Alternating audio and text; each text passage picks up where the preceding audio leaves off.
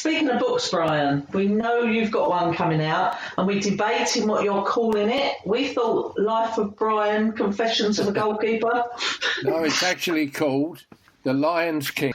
It's about 330 pages with pictures as well, and it's about my life when my mum and dad moved out of London and went to Stansted to live just after the war. And it just tells the story of me when I grew up. Funny stories, plenty of them in it. Really, all the different things that unfolded for me when I got to go to Chelmsford.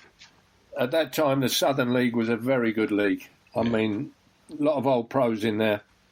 I remember we played Hereford United in one game, and they had probably one of the greatest footballers that ever played in Great Britain, and that was John Charles. He was player manager. Oh, blimey. He played for Juventus and Leeds. And, yeah, of course he did. Yeah. And while I was at Chelmsford, he actually tried to take me to Hereford and when he was managing there. So, fantastic man.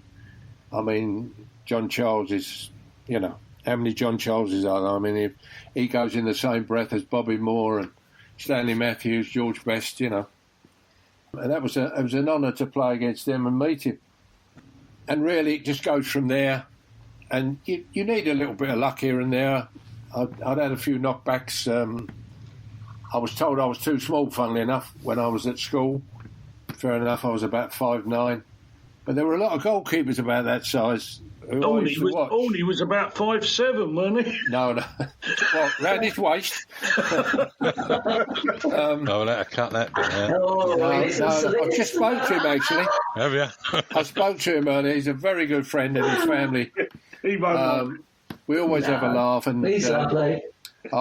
Hey, listen, when you talk about Millwall goalkeepers, Brian was a very, very good goalkeeper. I mean, he was one of the great kickers of a ball. Mind you, with them legs, he ought to.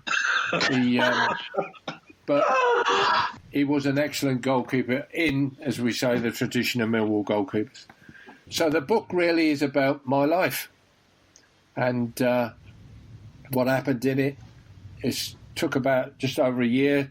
I met the guy who's writing it, and we're going to hopefully get it out before Christmas. And I hope that many Millwall supporters will enjoy it. I'm sure they will. I'm absolutely convinced they will. I don't think we've had too many books written by former players from the 60s and 70s. I've been in the game, and I've kept in the game, even after I finished playing, right up until last year. I retired last year.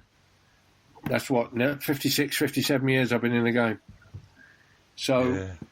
I've seen plenty, I've met plenty. I come back to Millwall sometimes, and when I've been introduced out on the pitch, I feel so humble when I go out there that people remember me.